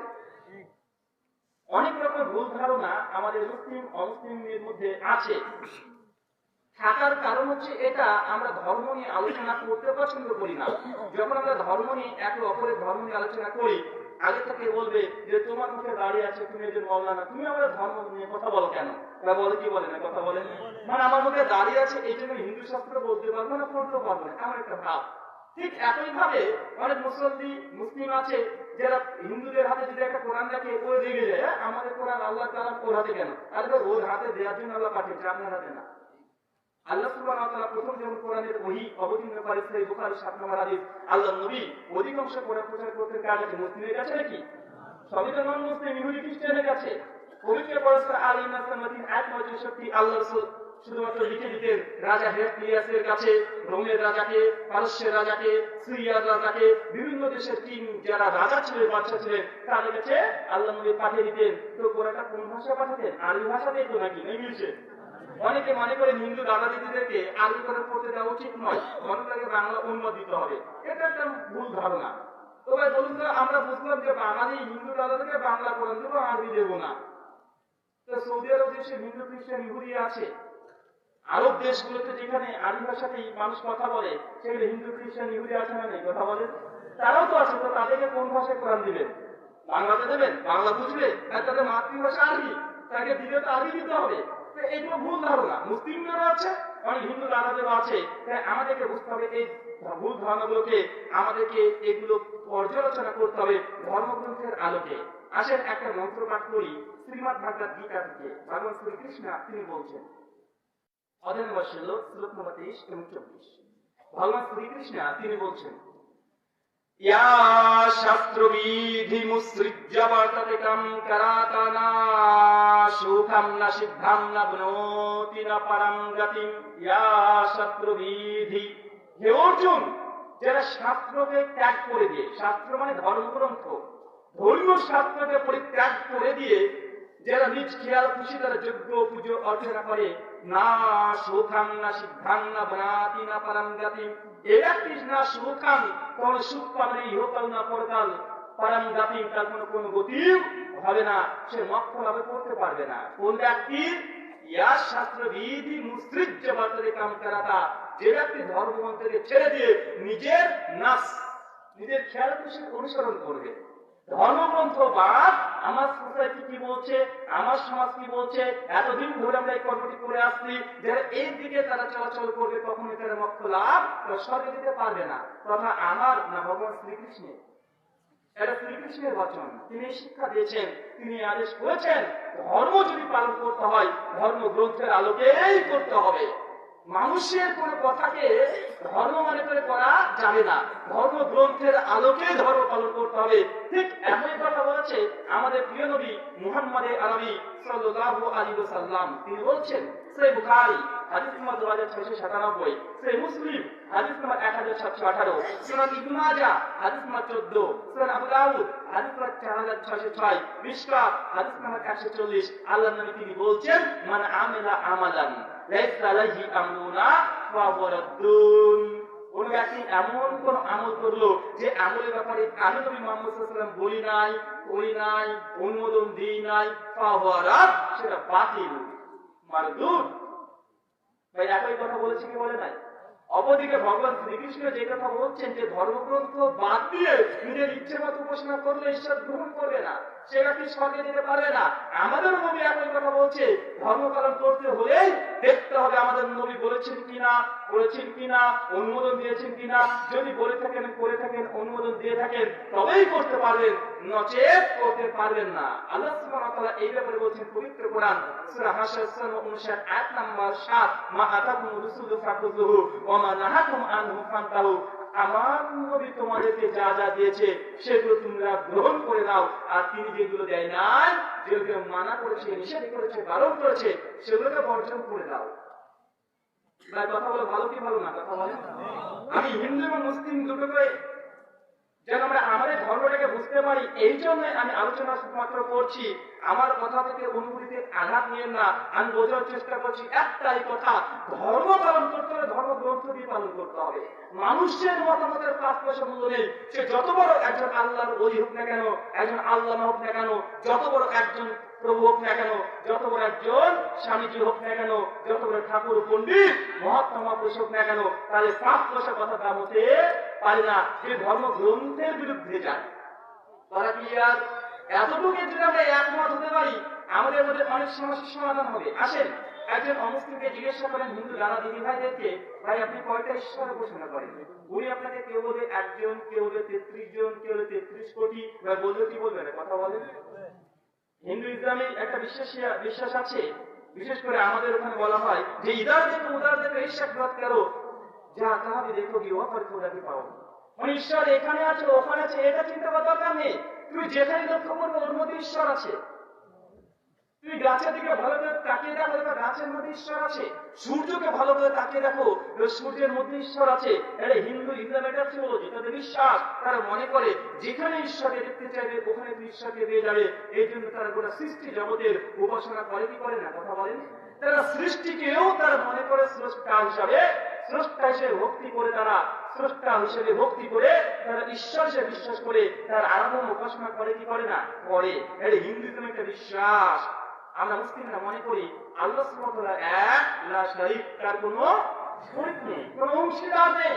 তার সঙ্গে সৃষ্টি বস্তুর সঙ্গে স্রষ্টার কখনো সাদৃশ্য হতে পারে না, কোনো অংশ হতে পারে না। সৃষ্টি এবং স্রষ্টা দুটোই পৃথক। সৃষ্টির সঙ্গে স্রষ্টার কোনো সম্পর্ক নেই। স্রষ্টা তিনি সৃষ্টি করেছেন, সৃষ্টি সে নিছক একটা সৃষ্টি। কিন্তু হিন্দুদের বিশ্বাস করে যে না, যিনি স্রষ্টা তিনিও তো স্রষ্টা, এবং সৃষ্টিগুলোকে স্রষ্টার ভক্তি জ্ঞানে ভক্তি করো, তুমি মোক্ষ লাভ করবে, এটা তাদের একটা ধারণা। আসলে আমরা বোঝার চেষ্টা করি ধর্মগ্রন্থের আলোকে মানুষ কি বিশ্বাস করে এটার আমাদের কাছে কোনো মূল্য নেই।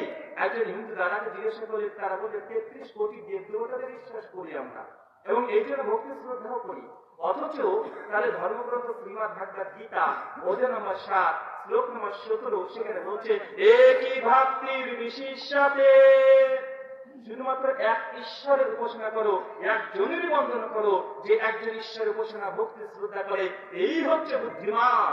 বুদ্ধিমানকে ভগবান শ্রীকৃষ্ণ তিনি বলছেন যে এক ঈশ্বরের উপাসনা করে, একজনকে ভক্তি করে, একজনের উপাসনা করে, ইবাদত করে, এই ব্যক্তি হচ্ছে বুদ্ধিমান। মানে যারা অনেক ঈশ্বরের উপাসনা করে এরা বুদ্ধিমান নয়। কথা আমার না ভগবান শ্রীকৃষ্ণের? একই ব্যাপার শ্বেতাসূত্র উপনিষদ অধ্যায় নম্বর 3 শ্লোক নম্বর 2 বলছে, একি হি রুদ্রানা না দ্বিতীয়ানা তাহুত্তাহ ইমামুল লোকানি শতা ঈসা ঈসানিবিহি। একই হি রুদ্রানা, এই গোটা বিশ্ব জগতের রুদ্র সৃষ্টিকর্তা তিনি এক। দ্বিতীয়ানা তাহুত্তাহ, দ্বিতীয় আর কে নেই। ইমামুল লোকানি শতা ঈসা ঈসানিবিহি, আর গোটা বিশ্ব জগৎকে তিনি সৃষ্টি করে পরিচালনা করছেন। তিনি তো কেবলমাত্র একজন, তিনি অনেকজন নয়। এটা শ্বেতাসূত্র উপনিষদ বলছে। এইভাবে একাধিক জায়গাতে আছে। ঋগ্বেদ মন্ডল 1 শ্লোক নম্বর 64, মন্ত্র নম্বর 46 বলছে, ইক্কাম সৎ বিপ্রা বহুধা বদন্তি, সত্য একটাই, ঈশ্বর একজন, বিপ্রা বহুধা বদন্তি। কিন্তু জ্ঞানী মানুষরা, আলেমরা, বুদ্ধিমানরা সেই ঈশ্বরকে অনেকগুলো নামে ডেকে থাকে। কথা বুঝতে পারছেন? চমৎকার কথা বলো না? কথা বলেন ভাই, বলুন তো আমরা এগুলোর সঙ্গে একমত কি একমত নাই? সত্য একটা, বিপ্রা বহুধা বদন্তি। কিন্তু সেই এক সত্যকে, এক ঈশ্বরকে বুদ্ধিমান, জ্ঞানীমান যারা আলেম ওলামা তারা বহু নামে শুধু ডেকে থাকে। ঈশ্বর অনেক বলা হচ্ছে না, ঈশ্বরের নাম অনেক বলা হচ্ছে। আল্লাহ একজন, আল্লাহ নাম কতগুলো? 99 নেমস অফ আল্লাহ, তার চাইতেও বেশি আছে। আর রহমান, আর রহিম, আল কারিম, আল হাকিম, এগুলো আল্লাহ সুবহানাহু নাম, এগুলো স্বতন্ত্র কোনো সত্তা নয়। ঠিক একই কথা ঋগ্বেদ বলছে। কথা বুঝতে পারছেন? যে আমরা এই কথাগুলোই যদি মেনে নিই, বলুন তো আমাদের হিন্দু ও মুসলিমদের মধ্যে যে বিভেদ এগুলো আছে, এগুলো দূর হবে কি হবে না? অবশ্যই হবে। আমরা ধর্ম গ্রন্থ বুঝি না। আমরা মুসলিমরা যেমন আমাদের ধর্ম বুঝি না, জানি না, জানার চেষ্টা করি না, অনেক অমুসলিম আমাদের হিন্দু দাদা দিদি ভাইরা আছে, তারাও তাদের ধর্মশাস্ত্রকে জানা বোঝার চেষ্টাও করে না।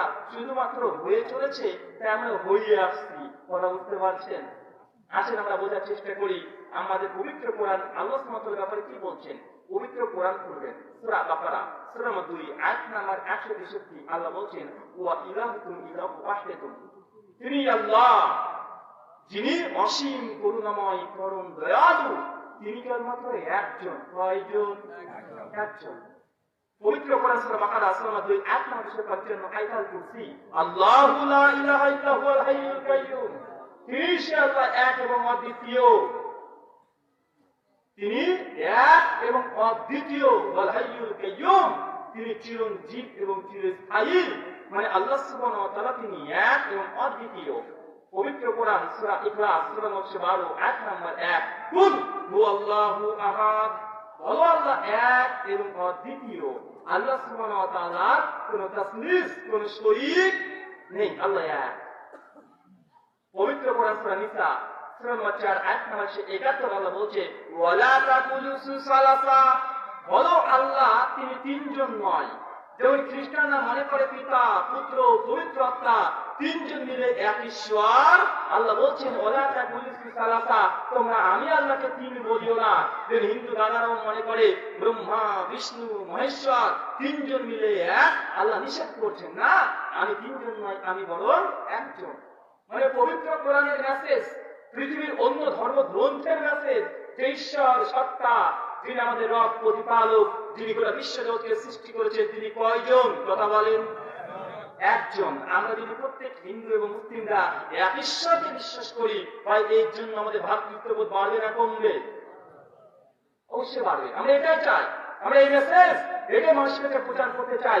আসেন আমাদের প্রতিপালক স্রষ্টা তিনি একজন, আমরা তার আনুগত্য, তার উপাসনা, তারই আরাধনা করি, তাহলে শ্রীকৃষ্ণের কথা অনুযায়ী তারাই একমাত্র বুদ্ধিমান বলে বিবেচিত হবে। আসেন, পৃথিবীতে এখন অনেকগুলো ঈশ্বর আছে না নেই? কথা বলে, অনেক ঈশ্বর। মানুষ আছে 750 কোটি, আর ঈশ্বর ও ভগবান পরমাত্মা আছে 33 কোটি। এবং এতগুলো ঈশ্বরের ভিড়ে সত্যি করে ঈশ্বরকে খোঁজা খুব টাফ বিষয়। মানুষ যতগুলো ঈশ্বরের ততগুলো হয়ে যাচ্ছে, এখন সত্যিকারের আপনার ঈশ্বরকে আমাদের চেনা দরকার আছে না নেই? এত ঈশ্বরের ভিড়ে সত্যিকারের প্রকৃত ঈশ্বরকে খোঁজা এটা খুব কঠিন। আমরা মানুষ, আমাদের খুব স্বল্প জ্ঞান, তারপর আমরা ঈশ্বরের বাক্য দিয়ে আমরা ঈশ্বরকে তার পরিচয় জানা প্রয়োজন আছে না নেই? কথা বলেন। অবশ্যই আমাদের ঈশ্বর তথা আল্লাহ সুবহানাহু ওয়া তাআলা, যার জন্য আমরা এত কিছু ইবাদত আমরা করছি, তাকে খুঁজে আমাদের বের করার প্রয়োজন আছে। বলুন তো, আপনি কেমন ঈশ্বরকে চাচ্ছেন? কেমন ঈশ্বরকে? যে ঈশ্বর মারা যায় এমন ঈশ্বরকে আপনি চান? যে সে আমার ঈশ্বর? যে ঈশ্বর জন্মগ্রহণ করছে সেই ঈশ্বরকে আপনি চান? আমরা এমন ঈশ্বরকে চাই না যে নিজেকে রক্ষা করতে পারে না। এটা আমাদের চিন্তাত। পৃথিবীতে মানুষ যাদেরকে ঈশ্বর সে বিশ্বাস করে তাদের দিকে তাকিয়ে দেখেন যে তারা কেমন কেমন ঈশ্বর উপাসনা করছে, কেমন ঈশ্বর উপাসনা করছে। তুলনা করে দেখেন, আপনার হৃদয় থেকে একটা আওয়াজ আসবে যে না, এগুলো প্রকৃতপক্ষে সত্য হতে পারে না, এগুলো সঠিক ঈশ্বর নয়। আপনার শুধু অন্তরটাকে পরিষ্কার রাখতে হবে। যিনি ঈশ্বর হবেন, যিনি হিন্দু দাদারা বলছেন ভগবান, পরমাত্মা, আমরা মুসলিমরা বলছি আল্লাহ, যারা ইহুদি তারা বলে ইয়াহওয়ে, যারা খ্রিস্টান গ্রিক ভাষাতে বলা হয় কিউরিয়াস, থিওস, হোথিওস, হিব্রুতে হয় এলোহিম, এদোনাই, অনেকগুলো ভাষা আছে। আসেন আমরা ঈশ্বরের পরিচয় জানি, ঈশ্বর কেমন হওয়া উচিত।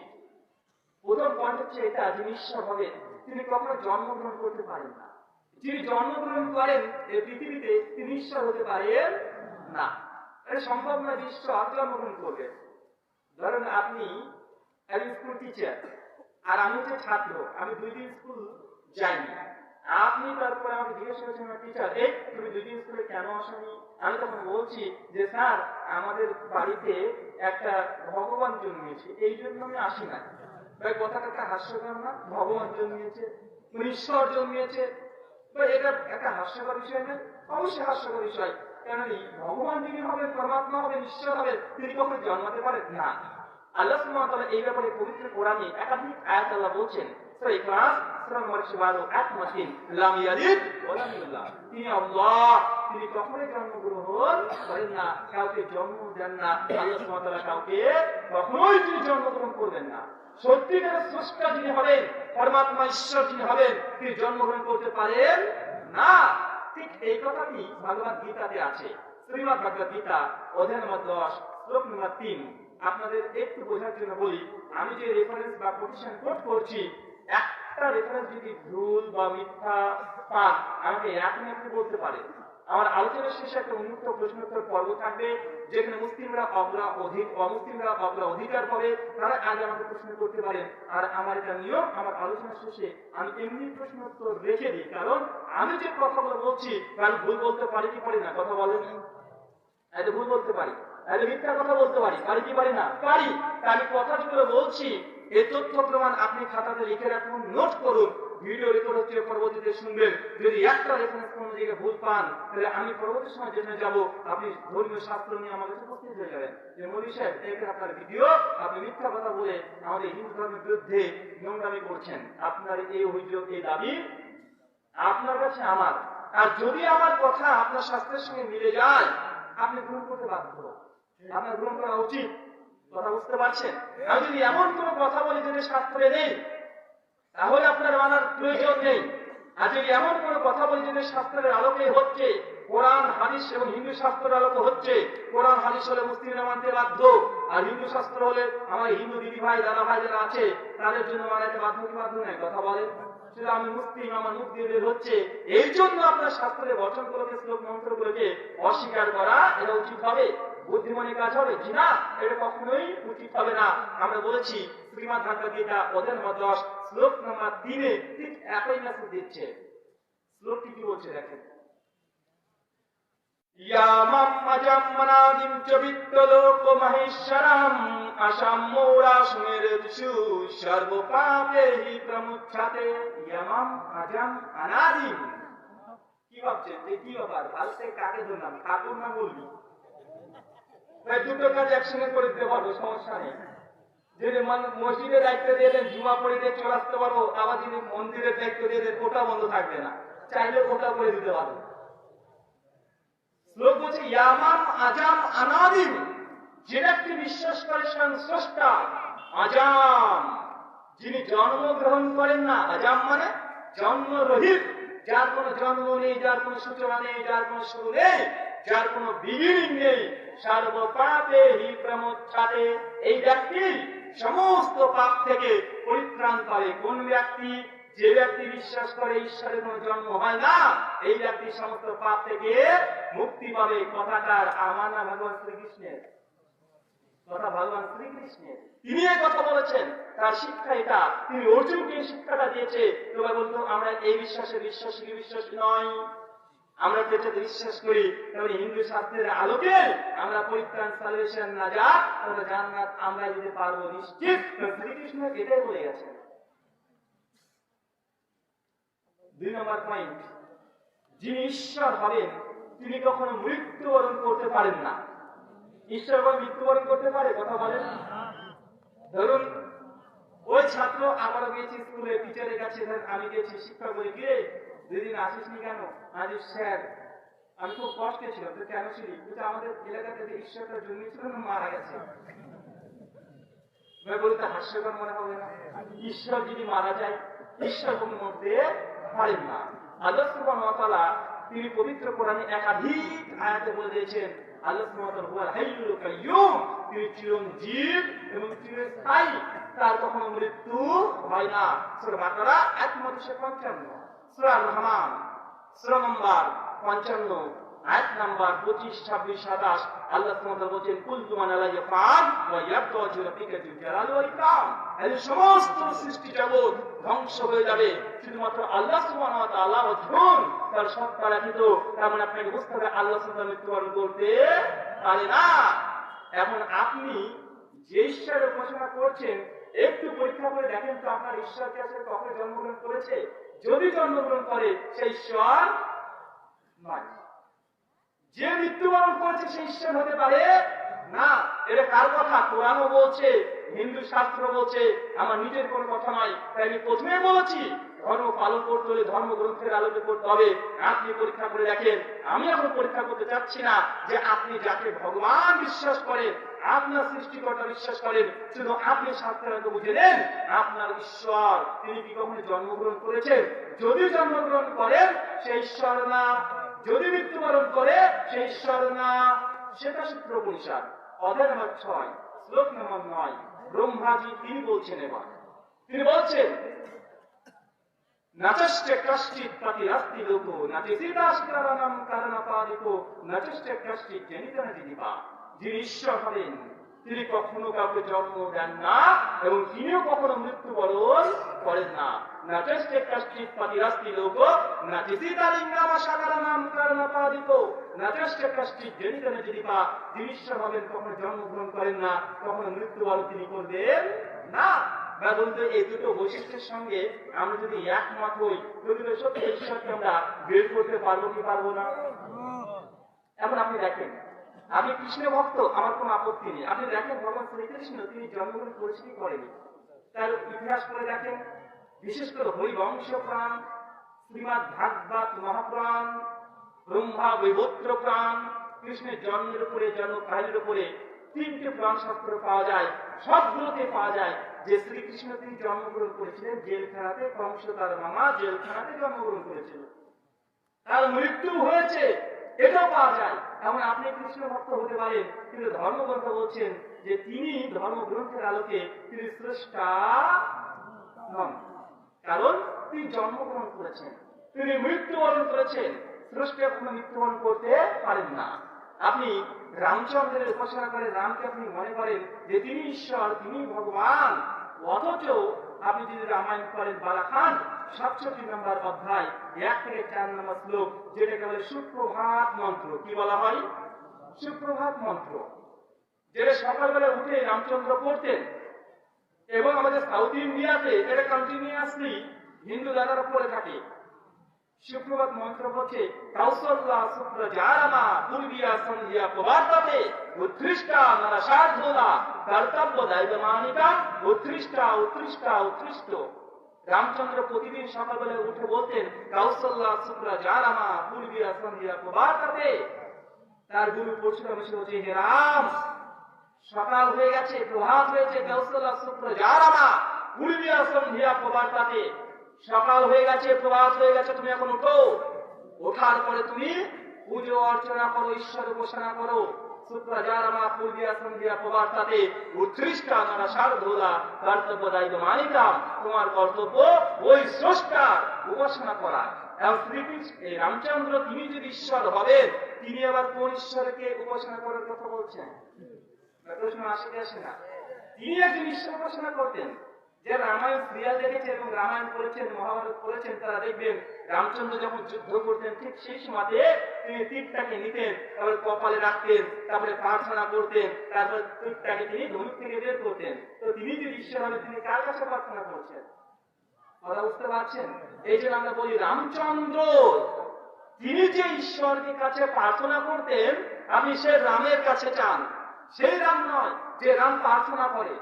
রাম মানে হচ্ছে বড়, কোন রামের কাছে চাইবেন? যে রাম প্রার্থনা করে অন্য কোন রামের কাছে না, যে রাম অন্য কোন রামের কাছে চাচ্ছে তার কাছে। আমি এই জন্য বলি রামচন্দ্র যার কাছে প্রার্থনা করেছে তার কাছে আপনি চান, রামের কাছে না। কারণ রাম তিনি নিজেই একজনের কাছ থেকে চাইতেন। কথা বুঝতে পারছেন?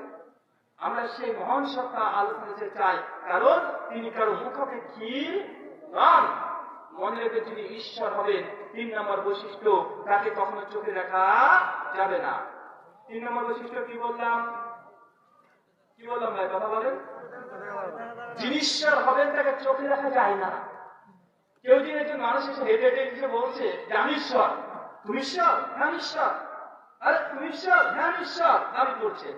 আর আপনি মনে করছেন ঈশ্বর মানে তার অলৌকিক ক্ষমতা থাকবে, সে যখন বলছে এক কাজ করো, তুমি একটু উড়ে দেখাও তো, ওটা একটু উঠতে রেখে আপনার সামনে, আপনি ঈশ্বর মনে করবেন? কে বলছে যে মানুষ মারা গেছে, কবর থেকে মাটিটা তুলে দাও তো, ওদের সত্যি করে তুলে দিয়েছে, আপনি কি ঈশ্বর মনে করবেন?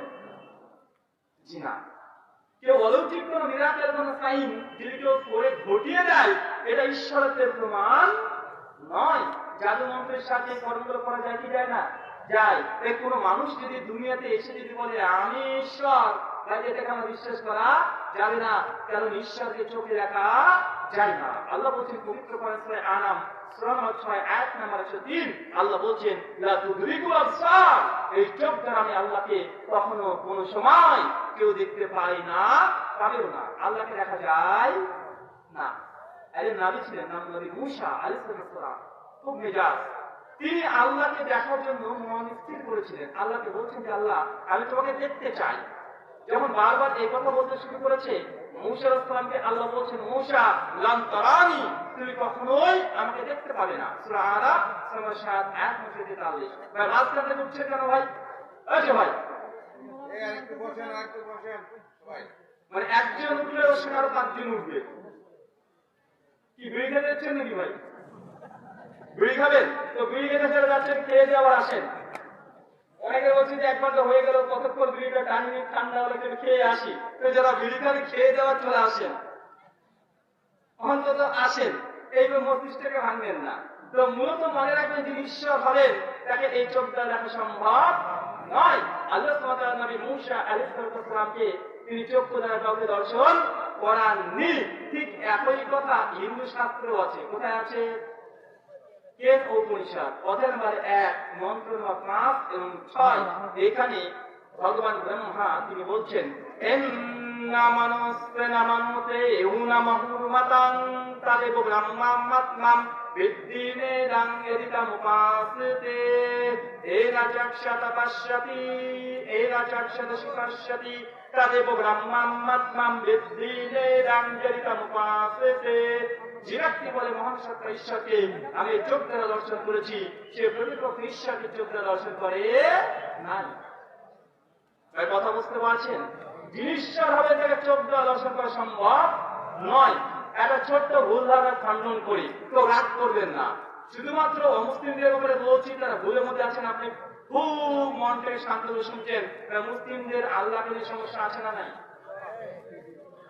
একটা বই আছে আপনাদের বাংলাদেশি সিলেবাসের বই, কুষ্টিয়া বিশ্ববিদ্যালয় থেকে প্রথম বর্ষের কুষ্টিয়া বিশ্ববিদ্যালয়ের প্রথম বর্ষের মাদ্রাসা বোর্ডের সিলেবাস, পৃষ্ঠা নাম্বার 45, বইটার নাম আল আকীদা ওয়াল ইসলামিয়াহ। বইটির 45 নম্বর পৃষ্ঠায় লিখেছে ইমামে আযম আবু হানিফা রাহিমাহুল্লাহ আল্লাহ সুবহানাহু ওয়া তাআলাকে 99 টাইমস মানে 99 বার আল্লাহকে দেখেছে। কতবার? কতবার দেখেছে ভাই? 99 বার আল্লাহকে দেখেছেন কে? ইমাম আবু হানিফা রাহিমাহুল্লাহ। ভাই বলুন তো আল্লাহ সুবহানাহু ওয়া তাআলাকে 99 বার দেখেছেন, আল্লাহর সাথে কি দেখা সম্ভব? কিন্তু আমাদের কুষ্টিয়া বিশ্ববিদ্যালয় অনেক জায়গাতে লেখা হচ্ছে যে আল্লাহকে 99 বার দেখেছে।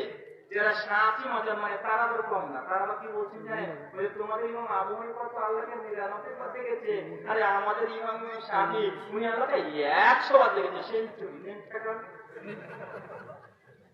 আচ্ছা, সুফিবাদী বিশ্বাসী, পীর তরিকা বিশ্বাসী ওরা আবার লিখছে, ওদের একটা মহাপুরুষ আছে নাম হচ্ছে বাইজিদ বুস্তামি, বইয়ের নাম কাশফুল মাহজুব, পৃষ্ঠা নাম্বার জীবনী নাম্বার 67।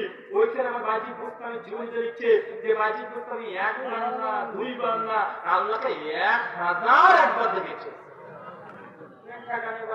কে বলছে 99 বার, কে বলছে 100 বার, কে বলছে 1001 বার। আশ্চর্য না ভাই? এবার মানে আমাদের সমাজে, মুসলিম সমাজে আল্লাহ সুবহানাহু ওয়া তাআলা প্রসঙ্গে এই নোংরা নোংরা কথা বলে লেখা আছে না? নেই? আছে। যেগুলো কোরআন সুন্নাহর একদম স্পষ্ট বিরোধী। তাই যিনি সৃষ্টি হবে, নিঃস্ব হবেন, তাকে এই চোখ দ্বারা দুনিয়ার মাটিতে দেখা সম্ভব নয়। মৃত্যুর পর পরকালে যখন যাবেন তখন আল্লাহ সুবহানাহু ওয়া তাআলাকে জান্নাতে প্রথম আপনার জন্য মহাপুরস্কার অপেক্ষা করছে, যেটা আমাদের স্রষ্টা, যেটা আমরা কোনোদিন কখনোই কোনো সময় আমরা না দেখেই এত বিশ্বাস করেছি, তার দর্শন পাবো। সহিহ বুখারী হাদিস নাম্বার 824 পদে স্পষ্ট ক্লিয়ার। তাই ঈশ্বরকে যদি চিনতে হয় আল্লাহর পরিচয় জেনে রাখবেন, আল্লাহ এক এবং অদ্বিতীয়। 2, তিনি কখনো জন্মগ্রহণ করেন না। 3, তিনি কখনো মৃত্যুবরণ করেন না। 4, তাকে খালি এই চোখ দ্বারা দর্শন করা সম্ভব নয়। এটা শুধুমাত্র ইসলাম নয়, আমি পৃথিবীর বিভিন্ন ধর্মগ্রন্থের আলোকে আপনাদের প্রমাণ সহকারে বলতে পারি। জাস্ট দুটো কোট করলাম, শুধুমাত্র হিন্দুইজম এবং আমাদের ইসলাম ধর্ম, খ্রিস্টানিটির মধ্যে ঠিক একই মেসেজ আছে, জিউসিজমে একই ধর্মের আছে। বৌদ্ধ ধর্মে আসলে কনসেপ্ট গড়ে বিশ্বাস করে না, যেটা বৌদ্ধ তারা ঈশ্বরে বিশ্বাস করে না। তারা এক বলে কি শুধুমাত্র সামাজিক কাজ করতে ব্যস্ত তাদের মনোভাব, তারা ঈশ্বর নিয়ে অত তারা কি কথাবার্তা বলে না। তাই আমাদেরকে বুঝতে হবে, হিন্দু ভাইদের কাছে আমার একটাই মেসেজ যে পবিত্র সত্য ঈশ্বরকে খুঁজুন। এটা শুধুমাত্র দুনিয়ার জন্য নয়, এটা মৃত্যুর পরেও আপনাকে পরিত্রাণ মোক্ষ দেওয়ার জন্য এটা প্রয়োজন। একটা প্রশ্ন থেকে যাচ্ছে, ধরুন কোন ব্যক্তি সত্য ঈশ্বর ঘোষণা না করে মিথ্যা ভুল ঈশ্বর ঘোষণা করেছে, এই ব্যক্তির কি হবে? একটা প্রশ্ন আসে না ভাই? কে সত্য ঈশ্বর ঘোষণা করছে না, ভুল বাতিল মাবুদ, বাতিল উপাস্য, তার ঘোষণা করলে কি হবে? আল্লাহ সুবহানাহু ওয়া তাআলা বলছেন পবিত্র কোরআন সূরা লুকমান 31:13, লুকমান হাকিম একজন বিখ্যাত ব্যক্তিত্বের কথা আল্লাহ নকল করে বলছেন, ইয়া বুনাইয়া, হে আমার বৎস, হে আমার প্রিয় সন্তান, লা তুশরিক বিল্লাহ, তুমি কখনোই আল্লাহর সঙ্গে শিরক করো না। ইন্না শিরকা লাযুলমুন আযীম, নিশ্চয় শিরক অনেক বড় জুলুম তথা অত্যাচার, মস্ত বড় অন্যায়, পাপ গুনাহ কাবীরা, একটা পাদক। হিন্দু ভাইরা বলে পাদক, উপপাদক, মানে ছোট গুনাহ বড় গুনাহ, অনেক বড় একটা সাইন, একটা সিনস মানে আপনার পাপ। তাই আল্লাহ সুবহানাহু ওয়া তাআলার সঙ্গে শিরক করা এর সবচাইতে বড় অন্যায়, মস্ত বড় পাপ। কত বড় পাপ জানেন? একজন ব্যক্তি চুরি করেছে, ধরা পড়েছে, সারা জীবন চুরি করেছে, সে যদি আল্লাহর সঙ্গে শিরক না করে, মৃত্যুবরণ করে, আল্লাহ চোরকে ক্ষমা করে দিতে পারে, তবে এই শিরককারী ব্যক্তিকে আল্লাহ ক্ষমা করবে না। মিশকাত হাদিস নাম্বার 58, আল্লাহর নবী তিনি বলছেন, আল্লাহ সুবহানাহু ওয়া তাআলা কিয়ামতের মাঠে বান্দার কাছে উপস্থিত হয়ে আল্লাহ বলবে, হে আমার বান্দাগণ, তোমরা যদি আকাশ থেকে জমিন ভর্তি পাপ নিয়ে আমার সামনে উপস্থিত হও, আমি আল্লাহ আসমান থেকে জমিন ভর্তি ক্ষমা নিয়ে তোমার সামনে উপস্থিত হবো, যদি তোমরা শিরক না করে থাকো। আপনি আসমান থেকে জমিন ভর্তি যদি পাপ নিয়ে আল্লাহর কাছে উপস্থিত হন, আপনাদের রব আমাদের রব আল্লাহ, তিনি আসমান থেকে জমিন ভর্তি ক্ষমা নিয়ে উপস্থিত হবেন। তিনি চান না আমাদেরকে কাউকে জাহান্নামে দিতে। কোন পাপ মানুষকে জাহান্নামে নিয়ে যায়, এটা যাওয়ার পথ, যাওয়ার রাস্তা, তবে আল্লাহ চান না যেমন বান্দা জাহান্নামে যাক, তবে একটা গুনাহ থেকে দূরে থাকতে হবে, তার নাম শিরক। আর শিরক বলতে আল্লাহ ব্যতীত অন্য কোন উপাস্যকে সে থাম্বা হতে পারে, খাম্বা হতে পারে, গাছ হতে পারে, তার কাছ থেকে আল্লাহ যে বৈশিষ্ট্য সেগুলো হাসিল করা, এগুলো হচ্ছে শিরকের অন্তর্ভুক্ত। কথা বুঝতে পারছেন?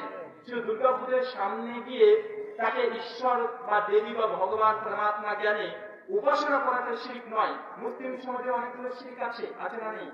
মা ধরে গিয়ে পীর বাবার কাছে চাইছেন, একটা ছেলে দেন বাবা, একটা ছেলে দেন, আছে না নাই? কথা বলেন। আপনার পুষ্টি একটা পীর আছে, ন্যাংটা বাবা,